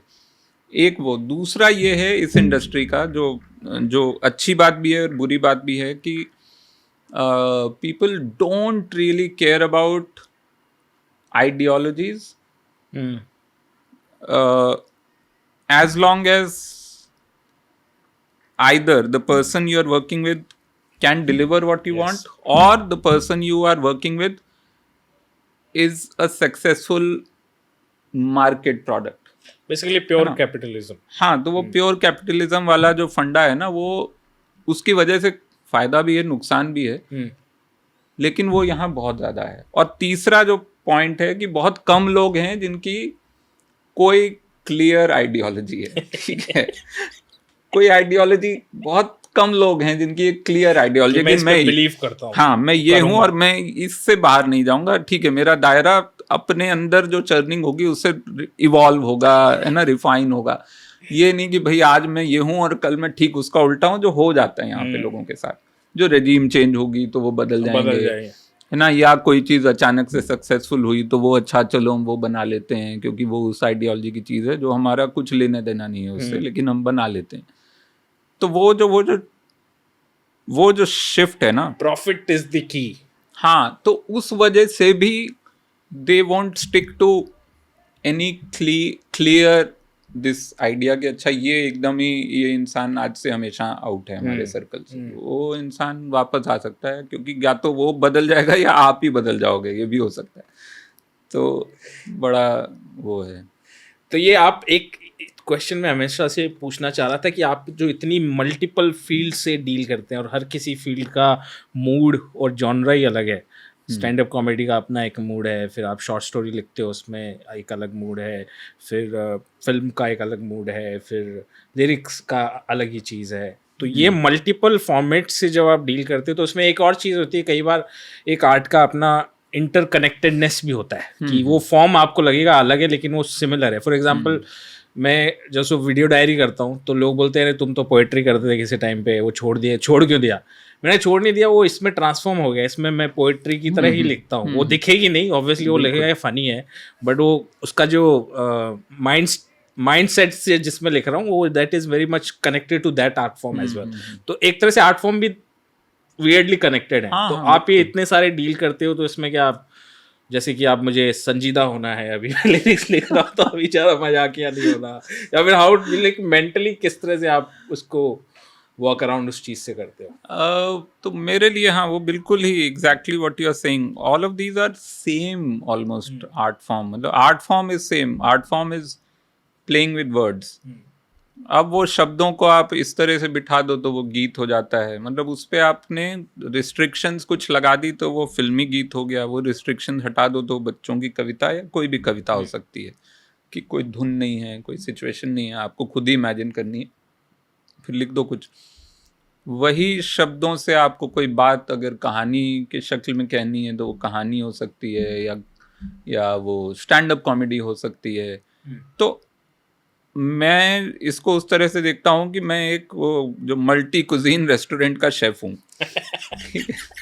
मेरा आई एम नॉट वो नहीं, मैं जो स्पेशलिटी रेस्टोरेंट की सिर्फ चाइनीज बनाते हैं या सिर्फ समोसे ही बना रहा है एक बंदा। हाँ, मैं मल्टी कुजीन, जिसमें ना वो शुरू का आप मेन्यू देख के डर जाओगे कि कैसे इतना कुछ यहाँ मिल रहा है। शुरू में वो शुरू होता है भारतीय सेक्शन से, है ना, उसमें फिर आता है तंदूर की गर्मी से सेक्शन होगा, उसमें रोटियां हैं, फिर अचानक से चाइनीज आ गया, फिर कॉन्टिनेंटल आ गया, फिर पिज्जा आ गया, फिर वो जूस भी सब तरह के दे रहा। और आजकल उसी बंदे ने वो कोल्ड प्रेस्ड जूस भी लिख दिया है क्योंकि ट्रेंड में वो भी चल रहा है ना। तो वो सब होना चाहिए। तो मुझे लगता है कि मैं वैसा हूँ because I am almost a generalist, जिसको कहते हैं कि भाई सब चीज़ों में और मुझे अब ऑर्डर आया है यार, वो बैठा हुआ है कस्टमर, उसने बोला है कि नहीं अपना चाहिए। तंदूरी पिज्जा का वेट हाँ, कर रहा है तो मैं नाश्ते में, ठीक है, मैं नाश्ते में आज मेरे को ऑर्डर आ गया है पंजाबी खाने का, मैं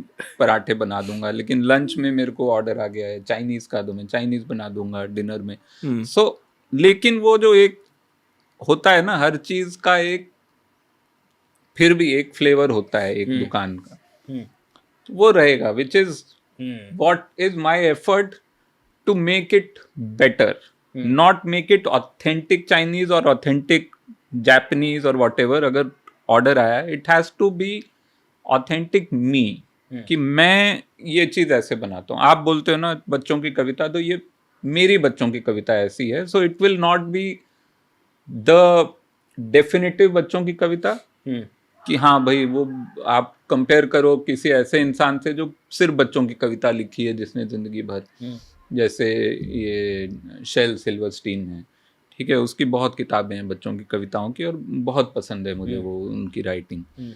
तो वो लेवल में कभी नहीं पहुंच पाऊंगा, बट हाँ ये वो है कि मेरा ये वाला है, मेरा लेवल ये है, क्योंकि मैं ये भी करता हूँ और मुझे करना है, तो मैं इसलिए नहीं कर रहा हूँ कि कहीं से डिमांड आई है, ठीक है। वो रेस्टोरेंट वाला जो मैंने एनालॉजी दी, उसका बस उल्टा ही है कि मैंने खोला हुआ रेस्टोरेंट, कोई आए ना आए, खाए ना खाए, ठीक है, मैं बना रहा हूँ आर्टिजनल। हाँ, मैं खुद ही बना रहा हूँ, खुद ही खा रहा हूँ। अब वो कोई आ जाए मुसाफिर की, अच्छा अच्छा अच्छा क्या चल रहा है यहाँ पे, मैं भी देख लूँ, थोड़ा सा टेस्ट कर लूँ, तो वो है। But just that I'm not doing it because there is a market for it or someone has asked me to do it. I am doing it because I am an experiential being. तो मुझे इस जितने ज्यादा experience कर सकूं घर पे बैठे बैठे, ठीक है, बाहर वाले एक्सपीरियंस एक्सपेंसिव भी होते हैं और बड़े उसमें कई तरह के खतरे होते हैं। हर एक्सपीरियंस में मैं जाके ना सोचता हूँ, जैसे कोई बोलता है बंजी जंपिंग कर लो, है ना, या तो मैं उसमें ना वो रिस्क रिवॉर्ड रेशियो देखने लगता हूँ कि रिवॉर्ड क्या है बंजी जंपिंग में, कुछ 1-1.5 मिनट का कुछ मजा आएगा, कुछ एड्रेनलिन होगा, लेकिन रिस्क ये है कि मर जाओगे तो फिर बाकी सारे एक्सपीरियंस छूट जाएंगे। तो मैं वो वाले एक्सपीरियंस नहीं करता हूँ, जो सेफ एक्सपीरियंस हैं वो मैं कर लेता हूँ। लेकिन मुझे मज़ा आता है कि हर तरह का खाना भी आप खा लो, हर तरह का जो भी आपके what ever you can afford without risking your life and without putting in too much money. तो ये वाले जो एक्सपीरियंस हैं ये सबसे आसान है एज अ क्राफ्ट पर्सन, कि हाँ मेरे पास ये तो है ही, क्राफ्ट है, कुछ चाहिए नहीं मुझे, कागज़ और पेन चाहिए और उसमें मैं आज कविता लिख लूँ, कल पहेलियाँ लिख लूँ, and things that have inspired me, कि अच्छा बच्चों की कविताएं बहुत पढ़ी और पसंद आई हैं, वो नरेश सक्सेना की हों या शेल सिल्वरस्टीन की हों या गुलजार साहब की हों या रविंद्रनाथ टैगोर का जो भी ट्रांसलेशन में पढ़ा है, तो लगता है अच्छा ये कर लो। गाने बचपन से बहुत सुने हैं, म्यूज़िक में मेरी कोई ट्रेनिंग नहीं है, ज़ीरो ट्रेनिंग है, बट वो एक किक है कि अच्छा म्यूज़िक एल्बम पे मेरा नाम है, साथ में जितने भी नाम है उसमें वो सब ने कई कई साल म्यूज़िक सीखा है और मैंने 0 डे म्यूज़िक सीख के मैं उनके साथ। फर्स्ट लिरिक्स कौन सी? फर्स्ट लिरिक्स टेक्निकली था गर्ल इन येलो बूट्स, जो अनुराग कश्यप की फिल्म थी, लेकिन वो फिल्म में गाना नहीं था। अच्छा। ना ही वो एल्बम उसका रिलीज हुआ, एक ही गाना मैंने लिखा था। फिल्म में वो 1.5 मिनट का है, वो कहीं बैकग्राउंड में बज रहा है। लेकिन उसके बाद फुल एल्बम जो मैंने किया वो गैंग्स ऑफ वासेपुर, तो एक तरह से पहला एल्बम गैंग्स ऑफ वासेपुर ही था, जो कि सुपर हिट, फर्स्ट में ही सुपर हिट। हाँ, जो पहला ही एल्बम जिसमें काफी अच्छा रिस्पांस मिल गया। और वो गैंग्स में आपने असिस्ट भी किया था? नहीं, असिस्ट नहीं किया था मैंने, सिर्फ म्यूजिक ही किया था, मतलब लिरिक्स किया था। नीरज ने? हाँ, नीरज ने असिस्ट किया था, तो मैं ऐसे ही घूमने सेट पे देखने चला जाता था, बट मैंने काम कुछ नहीं किया था। वो जो मुझे बाद में हाइंडसाइट में लगा कि मुझे कर लेना चाहिए था, काफ़ी कुछ सीखने को मिलता, क्योंकि काफ़ी बड़ी शूट थी और काफ़ी तरह तरह के एक्सपेरिमेंट हो रहे थे उसके शूट पे। But I was around for a few days Banaras में। बट फिल्म मेकिंग में भी ऐसे होता है, जैसे एक है बहुत ही मैड रिस्पॉन्स, फिर नीचे, फिर ऊपर, फिर नीचे, तो ये अप्स एंड डाउन्स को फिर किस तरह से क्रिएटिव लोग इन जनरल डील करते हैं? एक बार आप ट्रांस पे पहुंच गए, बोले क्या है ये तो मैड है, मैं हमेशा यहीं पे रहूंगा, फिर डाउनर आता है, फिर हो सकता है कुछ अप आए, लेकिन उसमें बड़े साल लगते रहते हैं इन चीज़ों के अंदर। हाँ, इसलिए ये मैंने भी धीरे धीरे ही सीखा है कि जितना जल्दी काम खत्म होते ही डिटैच होना शुरू कर दो। आपका काम जिस दिन खत्म हो गया, एज अ लिरिक्स राइटर जिस दिन खत्म हो गया, एज अ राइटर जिस दिन खत्म हो गया, आप उसके बाद डिटैच कर लो। उसके बाद आप, क्योंकि उसमें नुकसान है थोड़ा सा कि you want B enjoying if it works out, if it's a big hit, हाँ है ना, तो आपको वो उतना मजा नहीं आएगा, उतना क्योंकि यूफोरिक नहीं हो गया आप। हाँ, जो कि सेक्रेड गेम्स 1 में जो तब तक मैं इतना डिटैच हो चुका था कि वो जो रिस्पॉन्स आ रहा था लाइक अच्छा, मतलब ठीक है, बढ़िया है, लेकिन सेलिब्रेट नहीं किया मैंने कि अच्छा चलो भाई आज तो सेक्रेड गेम्स की पार्टी की, भाई कमाल हो गया सीजन 1 में। Detachment is basically a surgical strike on the upcoming sadness. हाँ, लेकिन उसी वजह से जब सीजन 2 का ना काफी सोशल मीडिया पे ज्यादा वो डिसअपॉइंटमेंट था लोगों में कि 1 जैसा नहीं है, और है ना वो जो नॉर्मली होता है पार्ट 2 का एक कर्स। हाँ, सीजन तो 2 पार्ट का 2 कर्स। का, हाँ, तो वो था, तो वो भी मुझे फिर बुरा नहीं लगा कि ठीक है चलो भाई, ठीक है, लोगों का अपना वो है। तो मैं वो बहुत कॉन्शियसली वो कल्टीवेट करता हूँ अपने अंदर कि ये मैं डिटैच हो जाऊँ। मसान से भी मैं बहुत पहले ही डिटैच हो गया, इंडिया रिलीज से पहले हो गया था। कान गए थे, वहीं अवार्ड भी मिल गए 2, तो उस समय वो क्विक डिटैचमेंट नहीं हो पाया क्योंकि पहले ही स्क्रीनिंग वहाँ थी और उसके बाद अवार्ड मिल गए, तो वहाँ पे मैंने थोड़ा सेलिब्रेट किया। बट इंडिया आते आते जब रिलीज हो रही थी, आई वॉज लाइक ठीक है, अब जो भी हो, आई डोंट केयर। सो मसान का जितना भी अभी भी रिस्पॉन्स आता है, अभी भी कई लोग हर साल ना वो जो रिलीज पे लोग चिट्ठियां लिख देते हैं या कुछ लिख देते हैं, वो आर्ट बनाते हैं उसका। हाँ, आर्ट बनाते हैं। So for me it is still very surprising, क्योंकि एट सम पॉइंट आई, मतलब डिटैच होने का एकदम ही फाइनल स्टेज ये है कि आपको लगे ही नहीं कि ये आपने इसमें कुछ किया है। तो वो मतलब zero connection with the work. तो मेरा वो है मसान के साथ, या जो भी जो चीजें एक्चुअली ज्यादा चल गई कि मोह मोह के धागे कोई गाना लोग गा के भेज देते हैं। सो आई एम एकदम ही स्टोइक, मतलब ये भी नहीं कि मुझे अच्छा लगता है कि अच्छा किसी ने भेजा, या जरा सा, अब वो गाना ही अच्छा नहीं लगता, मतलब वो वहां तक मैं पहुंच गया हूँ कि मैं वो गाना ही नहीं सुन पाता। वो कि देखा मुझे आपने लगता हनी सिंह गा रहा है वो वुमनिया वाला? हाँ हाँ हाँ, वो भी काफी देखा इंटरेस्टिंग मुझे। हाँ, वीडियो तो है। वो मेरे लिए था कि अच्छा ये एकदम कुछ आउट नई ऑफ चीज है। आउट ऑफ कुछ नई चीज है। हाँ, या बीच में बादशाह ने गाना गा के बादशाह ने मेरे ख्याल से मोह मोह के धागे कुछ बहुत ही अच्छा। ऐसा, हाँ, मतलब कि आई वाज बेबी मोह सरप्राइज मोह के धागे रहूं मैं तेरे आगे। हाँ, तो वो सब थोड़ा अच्छा लगता है, but still for me it is not, जो चीज चल गई उससे तो तुरंत ही मुझे डिटैच होना ज्यादा अच्छा लगता है। जो नहीं चले कुछ गाने की, अच्छा जो मुझे लगता है कि अच्छे गाने थे लेकिन फिल्म की वजह से फिल्म नहीं चली तो गाना नहीं चला, या लोगों ने फिल्म उतनी नहीं देखी, जैसे आपको देखी के 1-2 गाने हैं जो मुझे बड़े पसंद हैं, लेकिन वो रेयरली कोई उस पर बात करता है, तो वो कोई भेजता है तो मुझे फिर भी लगता है अच्छा इसको मैं शेयर कर दूं, क्योंकि ये गाना जो है ये किसी ने ज्यादा नहीं सुना है। But otherwise I try to be, क्योंकि लॉन्ग रन में अगर आर्टिस्ट को सरवाइव करना है तो ये यूफोरिया और सैडनेस दोनों की वेव से आपको एक्टिवली कोशिश करना है कि मैं कैसे निकलूं। क्योंकि एक टाइम पे जैसे मैंने भी कई आर्टिस्ट को देखा है जब उनकी लाइफ को, तो देखा उनका यूफोरिया एक टाइम पे इतना ज़्यादा हाई था कि they can't deal with their life not reaching to that kind of trance like kind of a status that was once, और इसकी के चक्कर में बहुत लोगों को मैंने देखा अल्कोहलिज्म और फिर उसमें चले जाते हैं because they want to retain something कि वो मैं उसको पकड़ के रखूं, वो आ जाए वापस किसी भी तरह से। तो वो एक अजीबो गरीब किस्म की जो लॉन्गिंग आर्टिस्ट जीता है एक रेलेवेंसी की, तो वो एक बहुत ही ट्रबलिंग है। तो वो मैं जैसे मैं भी इनिशियली जो कुछ लिखता मैंने कहा इतना क्या लिखा है भाई, क्या लिखा है, मैंने कहा बाहर जाओ थोड़ा आराम से, आप कॉफ़ी वॉफ़ी पियो, क्या लिख दिया। फिर मैं रियलाइज़ किया उसके चक्कर में, जब बहुत पहले की बात बता रहा हूँ, लिखा भी कोई अच्छा नहीं था, अभी पढ़ता हूँ तो बहुत ही बेकार था, लेकिन मैं उसके ट्रांस में रह लेता था, 3-4 महीने लिखता नहीं था। मैंने कहा उसको नहीं अचीव कर पाऊंगा, और कोई पढ़ने वाला भी नहीं है, ऐसा नहीं कि मेरी कोई ऑडियंस है, एक लोनर और लूजर के दिमाग में ही चल रहा है, मतलब कोई ऑडियंस भी नहीं है, जीरो ऑडियंस, बट चल रहा है कि यार अब इसको यार मैच नहीं कर पाऊँ, ये जो फीलिंग हो। तो 6-6 महीने तक फिर कुछ नहीं लिखता था। लेकिन फिर मैंने शायद AR रहमान से सीखा मैंने, क्या AR रहमान इस मास्टरपीस पे मास्टरपीस क्रिएट करता है ना, इसके बारे में कुछ बोलता है, इससे पूछोगे तो बोलता है या that work I have done, कुछ कुछ कुछ करेगा भी नहीं, और ये किए जा रहा है मतलब एक के बाद एक मास्टरपीस किए ही जा रहा है, और मेन स्ट्रीम के अंदर एक्सपेरिमेंटल वर्क किए जा रहा है, and he so okay with it. तो फिर वहां से थोड़ा सा इन चीजों इनको देख के मुझे समझ आया कि हाँ भाई, like you have to be super बिल्कुल ग्राउंडेड टू मूव। बिल्कुल। और ये मैंने खास करके इंडिया में देखा है कि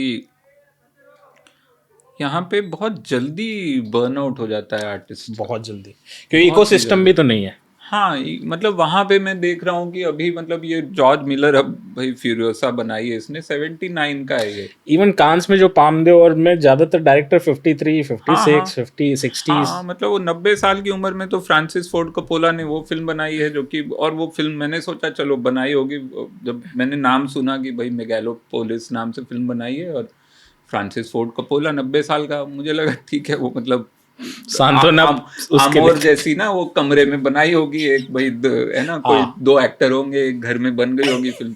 वो ट्रेलर देखो उसका, दिमाग खराब हो गया मेरा, ये तो इतनी इसमें VFX हैवी और पता नहीं फ्यूचरिस्टिक और क्या क्या है उसमें, तो बहुत ही विजुअली, जबकि फिल्म मेकिंग बोलते हैं बुढ़ापे में अच्छी फिल्में नहीं बनती, आर्टिस्ट का पीक निकल चुका होता है। हाँ और वो मतलब 90 की एज में किसी को ये सोचना कि मैं फिल्म बनाऊं, और वो भी ऐसी फिल्म बनाऊं, इतनी एम्बिशियस फिल्म बनाऊं, दैट टेक समथिंग एल्स। यहाँ पे मतलब हम rarely we can find any director who is relevant after 20 years of their making, starting, या और 20 years after their best film, whatever it is।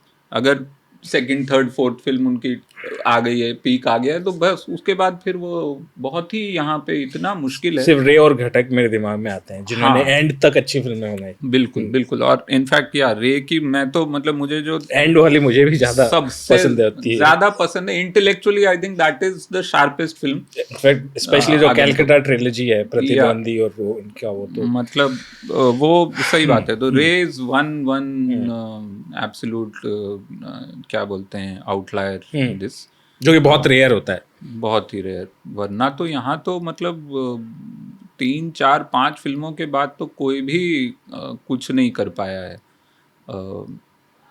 तो वो बड़ा यहाँ पे which is a scary thing, and that is also one reason I feel, though it's not a conscious thing for me, but the conscious thing is exactly what you said, कि film industry के साथ बर्बाद होना बड़ा आसान है। मतलब it's the trend कि आप बर्बाद हो जाओगे अब 15-20 साल बाद, you will have the means to go fully rogue and everyone will accept you. यहाँ पे एक एक्सेप्टेंस है उसके साथ, बर्बाद होने के साथ। और एक रोमांटिक इमेज भी है जो हमेशा से, कि गुरुदत्त हो गए, कमाल लोही हो गए, है ना, ये जो ग्रेड्स हैं एक टाइम के। तो वो मुझे लगता है कि नहीं, मैं इसलिए भी I want to be an outsider always, I want to be outsider who is always trying to break in instead of someone who has broken in and then stopped interacting with the world outside. But have you seen like इस तरह की अपनी field के अंदर जिनको आप जानते हो कि मतलब obviously you don't have to name them, but कि इनका एक अच्छा ग्राफ था, then they are deteriorating in their life, in their psychologically और in other ways, and शायद इनसे मुझे लगता है कि हाँ भाई ये गलतियाँ शायद ना ही करो तो ठीक है।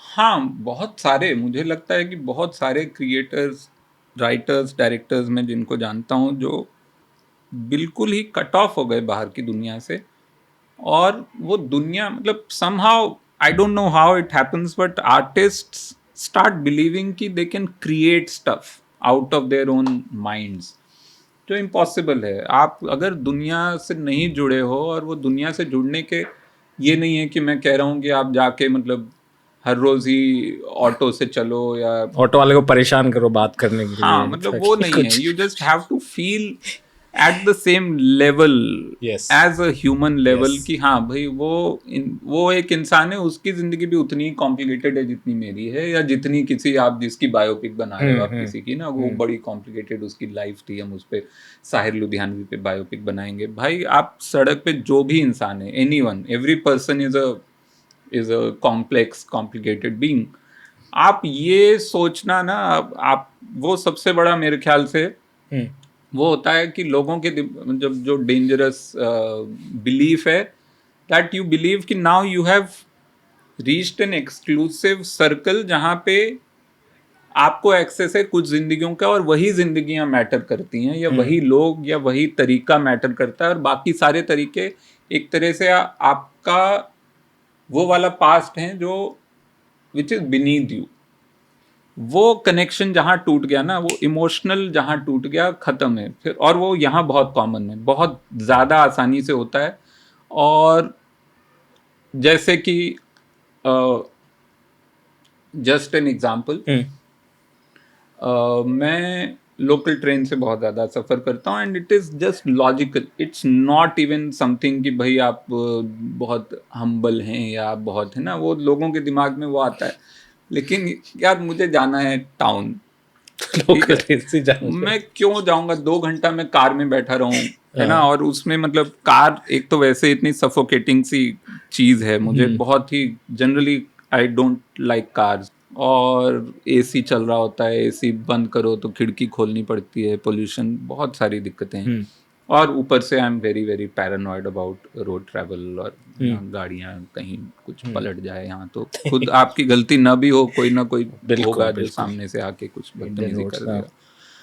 तो मैं लोकल ट्रेन से जाता हूँ। मैंने किसी को ये बताया, फिल्म इंडस्ट्री में कोई था, मतलब मैंने कुछ फ़ोटो डाली थी शायद इंस्टा पे, कुछ ट्रेन में जा रहा था मैं कहीं, तो उन्होंने बोला मुझे कि तू पागल है क्या, क्यों जा रहा है लोकल ट्रेन से, now you can afford a car, मैं भेज देता कार, मेरे पास खाली पड़ी हुई है।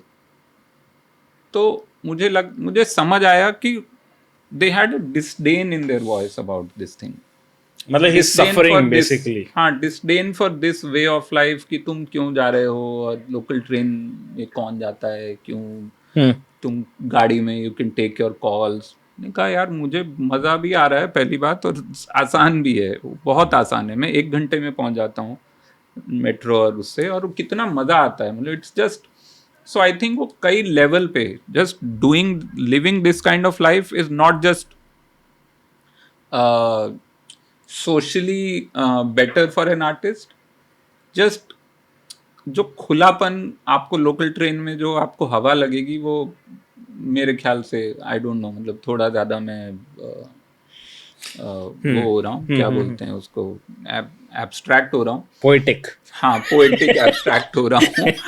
बट मुझे वो एनोमली नहीं लगती है, वो मुझे लगता है वो नेचुरल है। तुम गाड़ी में जा रहे हो वो अननेचुरल है। बट बॉम्बे तो थोड़ा शूशा वाला शहर भी तो है ना, कि आपको गाड़ी दिखानी होती है। जैसे सक्सेस की पहली परिभाषा है कि आदमी अब आगे बैठेगा, जैसे हाँ वो मैं देखा एक्टर्स लोग और ये सब आगे बैठते हैं पीछे बैठने की बजाय, और अपनी मर्सिडीज पे वो चलते हैं, तो ये भी एक वो है। बट वो थैंकफुली वो मेरे को लगता है राइटर्स के साथ, अच्छा उनके साथ नहीं है, वो एक्टर्स को बड़ा दिखाना पड़ता है, डायरेक्टर्स को दिखाना पड़ता है कि भाई अब मैं यहाँ पहुँच गया हूँ कि अब मेरे पास ये वाली गाड़ी है और ये ऐसा है। Thankfully writers are still you know considered थोड़े वो क्या बोलते हैं, जो क्या था वर्ड, फकीर टाइप ना, फकीर आदमी है। हाँ, at least it is not frowned upon कि आप राइटर हो के आप ऑटो में आ रहे हो या आप पैदल जा रहे हो कहीं, या है ना। राइटर अगर मुझे जैसे शुरू में शौक लगा था, जो बाद में मुझे लगा कि क्योंकि मेरे दिमाग में भी वो इमेज थी कि मैं कांदीवली में रहता था शुरू में, तो कांदीवली में मैं एक दिन राशन की दुकान, जो नॉर्मल वहाँ की राशन की दुकान है बेसिक सी, जिसमें बाहर ना तरह तरह के गेहूं लगे रहते हैं अलग अलग दाम के, ये है ना, ये एमपीसी हो रहा है, ये 25 वाला रुपए का, 30 रुपए का, 25, 28, 30, 35। तो वहाँ मैं भी गेहूं चुन रहा था कि कौन सा अच्छा है, और मैंने देखा बगल में एक आदमी आया बड़ी भारी सी आवाज़ में, उसने पूछा कि ये वाला कितने का है। तो मैंने देखा तो वो मुकेश खन्ना, तो मुझे लगा शक्तिमान भी यहाँ पे अगर गेहूं पता कर रहा है कि कितने का है. He is not going for कि भाई सबसे महंगा वाला जो है वो दे दो मेरे को, या उसके घर से कोई लेने आएगा. शक्तिमान खुद आया है गेहूं लेने, और जबकि वो महंगा वाला ले गया ऐसे करके उठ सकता नया मैं आया था बॉम्बे में, और मुझे झटका लगा कि अच्छा ये यहाँ पे, तो मेरे दिमाग में भी ये था कि ये क्या हो रहा है यहाँ पे. ये मतलब मुकेश खन्ना खुद, मतलब शक्तिमान से लेकर भीष्म पितामह और सब जो हमारे बचपन के सुपर हीरो थे. हाँ, कि वो आके यहाँ पे भीष्म पितामह भाई गेहूं ले रहे हैं. तो ये बड़ा झटका था मेरे लिए. तो लेकिन मुझे बाद में समझ आया कि yes that is a way of, मतलब ही लाइक्स इट. मुझे अब सब्जी लेना बड़ा मैं नहीं ऑर्डर कर सकता. ब्लिंकिट नहीं करते ये सब. ब्लिंकिट खैर मड में रहता हूँ तो वहां वैसे आता भी अच्छा, नहीं, लेकिन हम जहाँ रहते थे पहले वहां सब आता था कांदिवली में. लेकिन मुझे वो पसंद है क्योंकि वो खाना बनाना पसंद है, और सब्जी खुद चुनो, फ्रूट्स खुद चुनो, तो थोड़ा अच्छा लगता है. एक आपके काम में एक नॉस्टैल्जिया का बड़ा एक एलिमेंट है, जो भी आपके वर्क हैं. तो नॉस्टैल्जिया को देखने का भी दो तरीके होते हैं. एक तो होती है लॉन्गिंगनेस फॉर द नॉस्टैल्जिया, कि उस समय को दोबारा जीने की इच्छा. दूसरा होता है कि समय बीतता जा रहा है तो एक समेटने की इच्छा होती है कलाकार की, कि इसको मैं किसी फॉर्म में समेट दूं. ऐसा नहीं कि मुझे उस चीज़ से बहुत ज़्यादा उतना कुछ लगाव है, बट एक हल्की सी उदासी रहती है, उसको समेट के एक आर्काइव करने की इच्छा होती है. तो आप नॉस्टैल्जिया को किस तरह से देखते हैं?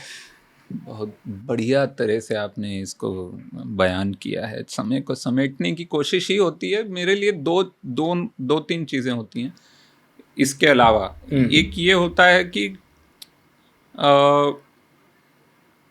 Generally I am fascinated by the concept of time, like scientific concept of time, जो बार बार मेरे दिमाग में जो सवाल आता है कि आज की सुबह कहाँ गई है ना. वो कहाँ, मतलब if it is like a moving train, अगर समय एक ट्रेन है और वो एक डब्बा था और अभी एक ये डब्बा है, तो वो डब्बा अब कहाँ है. तो वो जो है ना, वो बहुत ही फिलोसॉफिकल सवाल भी है, लेकिन साइंटिफिक सवाल भी है, जिसका जवाब सबसे पहले मैंने वो स्टीफन हॉकिंग की किताब थी जो a brief history of time. तो एप्स्टीन आइलैंड वाले हो गए तो 11वीं में. हाँ अच्छा, हाँ उसके बहुत ही फनी मीम्स आए थे, मतलब वो कमाल के मीम्स थे.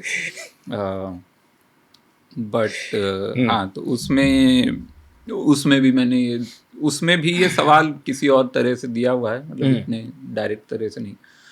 तो एक तो वो है कि टाइम को समझने के लिए हमको नॉस्टैल्जिया को समझना पड़ेगा. तो नॉस्टैल्जिया मेरे लिए उस चीज का जवाब है कि कहाँ गया. वो नॉस्टैल्जिया नाम के एक शहर में चला गया, जो एक और बहुत फेमस कोट है कि time is a figure 8 with nostalgia at its centre. तो अगर समय ऐसे घूमता है तो वो जो जहाँ वो दोनों मिलते हैं आर्ट का, वो वहाँ नॉस्टैल्जिया उसका सेंटर है. तो टाइम को समझने के लिए या टाइम को बांधने के लिए नॉस्टैल्जिया बड़ा ज़रूरी है. Without nostalgia there is no time in a way. दूसरा है ओरिजिन ऑफ थिंग्स. तो हर चीज़ का मुझे ना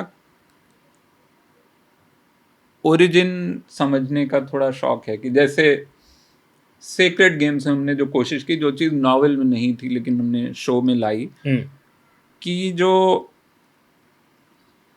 प्रेजेंट डे इंडिया जो उसमें था, where rise of fundamentalism is kind of seeping into police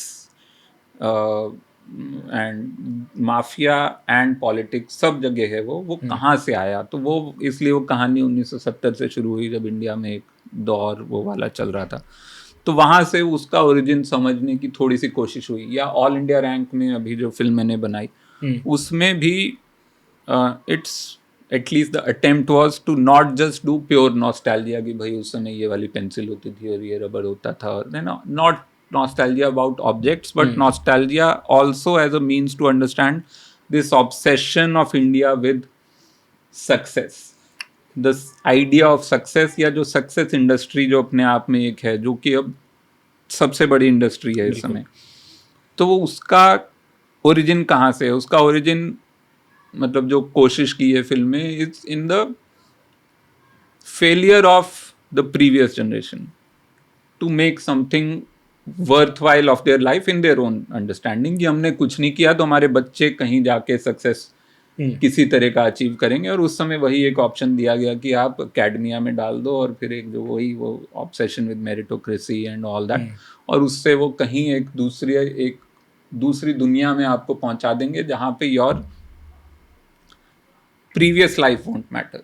आपने अब तक जिंदगी में क्या किया है वो मैटर नहीं करेगा, आपके बच्चे ने क्या किया है वो आपकी पुरानी जिंदगी को भी धो देगा एक तरह से।